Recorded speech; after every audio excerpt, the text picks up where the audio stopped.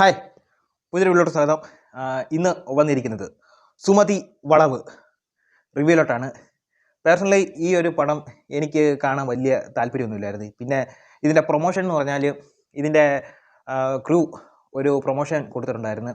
പ്രത്യേകിച്ച് അതിനകത്തെ ദേവദന്ത എന്ന് പറയുന്ന ആ പെൺകൊച്ചും പിന്നെ സീരിയൽ ആക്ടർ ശിവാഞ്ജലി ഗോപിക ഇവരെല്ലാം കൂടി വെച്ച് ഒരു പ്രൊമോഷൻ പരിപാടി കൊടുത്തിട്ടുണ്ടായിരുന്നു. അതായത് പ്രൊമോഷൻ കൊടുത്തത് ഇങ്ങനെയാണ്: അവർ തിയേറ്റർ വിസിറ്റ് ചെയ്തപ്പം ഇരുന്ന് കാണാൻ സ്ഥലമില്ലായിരുന്നു. പിന്നെ അവർ തിയേറ്ററിൽ തറയിലിരുന്ന് കണ്ടിട്ടാണ് സിനിമ തീർത്തതെന്നൊക്കെ പറഞ്ഞുകൊണ്ട് ഒരു തള്ള് പ്രൊമോഷൻ കൊടുത്തിട്ടുണ്ടായിരുന്നു. അപ്പം ഈ പടം എനിക്ക് കാണാൻ പ്രൊമോഷനായി എന്ന് പറഞ്ഞാൽ രണ്ടുപേര് ഈ പടം കഴിഞ്ഞ ആഴ്ച കാണാൻ പോയിട്ടുണ്ടായിരുന്നു.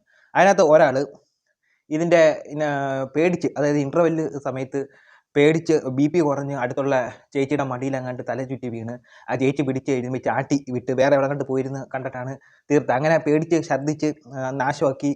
അങ്ങനെ ഒരു ഇത് അവൻ്റെ കൂടെ കാണാൻ പോയവൻ ഫ്രണ്ട് ഞങ്ങളുടെ അടുത്തെല്ലാം വന്ന് പറഞ്ഞു. അപ്പം ഇതാണ് എങ്കിൽ ഇത്രയും പേടിക്കാനുണ്ടെങ്കിൽ ഞങ്ങൾക്ക് ഈ ഒരു പടം കാണണമല്ലോ. അങ്ങനെയാണ് ഈ ഒരു പടം കാണാൻ ഞങ്ങൾ തീരുമാനിക്കുന്നത്. അല്ലാതെ ഇത് എനിക്ക് പേഴ്സണലി കാണാൻ പോകാൻ താല്പര്യമൊന്നുമില്ലായിരുന്നു. എൻ്റെ ഡയറക്ടർ വിഷ്ണു ശശിശങ്കർ നേരത്തെ ചെയ്ത പടം മാളികപ്പുറം ക്രൂ മൊത്തം ടീംസ് മൊത്തം ഇതിനകത്ത് ഉണ്ട് ഏറെക്കുറെയൊക്കെ. പിന്നെ റൈറ്റർ അഭിലാഷ് പിള്ളെ മാളികപ്പുറം ചെയ്തതുപോലെ തന്നെ. പിന്നെ ഇതിനകത്ത് ഇവർ റൈറ്റിങ്ങിൻ്റെ കാര്യം പറയുകയാണെങ്കിൽ ഞാനെല്ലാം വിശദമായിട്ട് പടത്തിൽ പറയാം. പിന്നെ ഇതിനകത്ത് ക്യാമറ വർക്ക് കിടിലം വർക്കായിരുന്നു കേട്ടോ. ക്യാമറ വർക്കും രജിൻ രാജിൻ്റെ മ്യൂസിക്, സോങ് ഒരുമാതിരി ആവശ്യമില്ലാത്ത രീതിയിൽ എടുത്തിട്ടിട്ട് വെറുപ്പിച്ചിട്ടുണ്ട് സോങ്. അപ്പം ഈ സോങ്ങിൻ്റെ എല്ലാം BGM ചില എടുത്ത് നല്ല രീതിയിൽ വന്നിട്ടുണ്ട്. പിന്നെ S ശങ്കറിൻ്റെ സിനിമോട്ടോഗ്രാഫി അതും കിടിലനാക്കിയിട്ടുണ്ട്. അപ്പം ടോട്ടലി പറയുവാണെങ്കിൽ ഇതിൻ്റെ സ്ക്രിപ്റ്റിന് ഒരു അടിത്തറയില്ലാത്ത രീതിയാണ് എനിക്ക് പേഴ്സണലി തോന്നിയത്. എന്ന് പറഞ്ഞാൽ ഇതിനകത്ത് ഒരു പണ്ടത്തെ ഒരു സിനിമയിൽ, നമ്മൾ പഴയ മലയാള സിനിമയിലൊക്കെ കാണുന്ന സ്ഥിരം പാറ്റേൺ എടുത്ത് ഇതിനകത്ത് അപ്ലൈ ചെയ്തിട്ടുണ്ട്. എന്നിട്ട് ഇതിനകത്ത് കുറച്ച് പുതിയ രീതിയിൽ പേടിപ്പിക്കണം എന്നുള്ള രീതിയിൽ കുറച്ച് അവർ ക്രിയേറ്റ് ചെയ്യണം. അപ്പോൾ ആ ക്രിയേറ്റ് ചെയ്യുന്നത് പേടിപ്പിക്കാൻ ക്രിയേറ്റ് ചെയ്തത് അവരത് വിജയിച്ചിട്ടുണ്ട്. എന്നുവെച്ചാൽ ഇൻ്റർവെൽ ബ്ലോക്കൊക്കെ നല്ല രീതിയിൽ അവർ എടുത്തു വെച്ചിട്ടുണ്ട്. നല്ല ഞെട്ടാനൊക്കെ ഉണ്ട്. പക്ഷേ മറ്റവൻ തല ഇറങ്ങി വീണ അത്രയൊന്നും എനിക്ക് തോന്നിയിട്ടില്ല.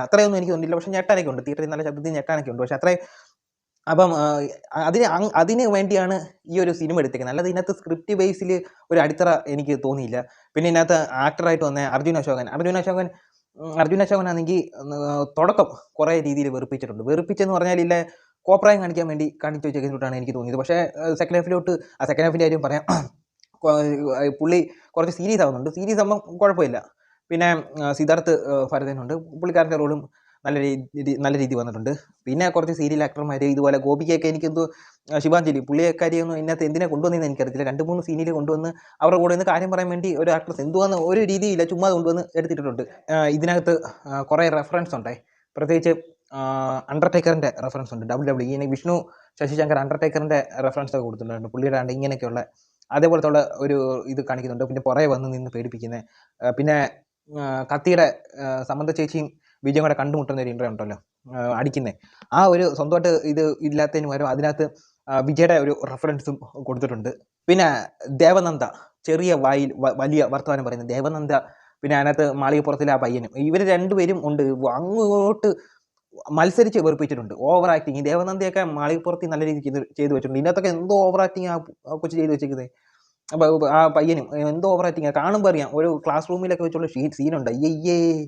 പിന്നെ ഇതിനകത്ത് എടുത്തു പറയുകയാണ് ഇതിനകത്ത് കോട്ടയം രമേശ് എന്ന് പറഞ്ഞാൽ ചിലയിടത്തൊക്കെ എനിക്ക് നേരത്തെ കാണുമ്പോൾ എനിക്ക് തോന്നിയിട്ടുണ്ടായിരുന്നു ഇതിനകത്ത് തിലകൻ്റെ ഒരു ശബ്ദത്തിൻ്റെ ഒട്ട് സാമ്യം ഉണ്ടായിരുന്നു. കലണ്ടർ അത് മനോരമ തന്നെ എന്ന് പറയുന്നതിൻ്റെ ഒട്ട് ഞാൻ താനാടാ ലിയോ എന്ന് പറയുന്നതിൻ്റെ ഒട്ട് ഞാൻ താടാ തിലകൻ എന്ന് പറയുന്നിട്ട് പുള്ളി തിലകനാവാൻ അനുകരിക്കുക.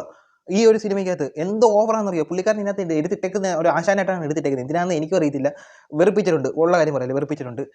പിന്നെ സൈജു കുറുപ്പ് ഒരു റോൾ വന്നിട്ടുണ്ട്. ഞാനിത് പറയുന്നില്ല. ഇതിനകത്ത് എടുത്ത് പറയണം എന്ന് പറഞ്ഞാൽ എൻ്റെ ശ്രാവൺ മുകേഷ് ഇതേപോലെ വെറുപ്പിച്ച ഒരു ക്യാരക്ടർ ഇല്ല.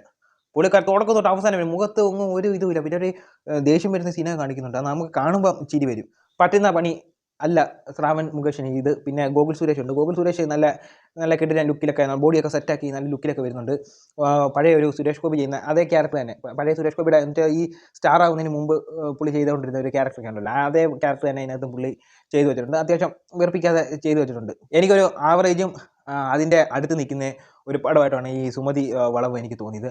അല്ലാതെ ഇതിനകത്ത് പിന്നെ മാളവിക മനോജാണ് ഇതിൻ്റെ ആക്ട്രസ് ആയിട്ട് വന്നേക്കുന്നത്. അവർ തമ്മിലുള്ള ലവ് സീനൊക്കെ ഒന്നും എനിക്ക് സെക്കൻഡ് ഹാഫ് ഒട്ടും ഇഷ്ടപ്പെട്ടിട്ടില്ല.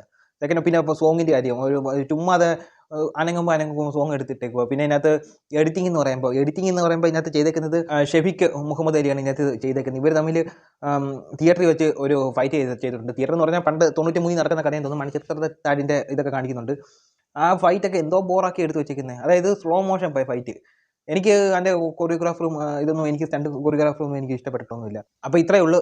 ഞാനില്ല ലവൻ പേടിച്ചത്, എൻ്റെ ഒരു ഫ്രണ്ട് ഉണ്ടല്ലോ, അവൻ പേടിച്ചത് എന്തോന്ന് അറിയാൻ വേണ്ടി ഒന്ന് പോയി കണ്ട ഒരു പടമാണ്. പക്ഷേ ഇപ്പം തോന്നുന്നു അല്ല, വൺ ടൈം വാച്ചബിൾ. അതിൽ കൂടുതൽ എനിക്ക് ഈ പടത്തെ പറ്റി ഒന്നും പറയാനില്ല. അപ്പോൾ ഇത്രയേ ഉള്ളൂ. അടുത്തൊരു വീഡിയോ ആയിട്ട് വരുന്നവരെ ബൈ.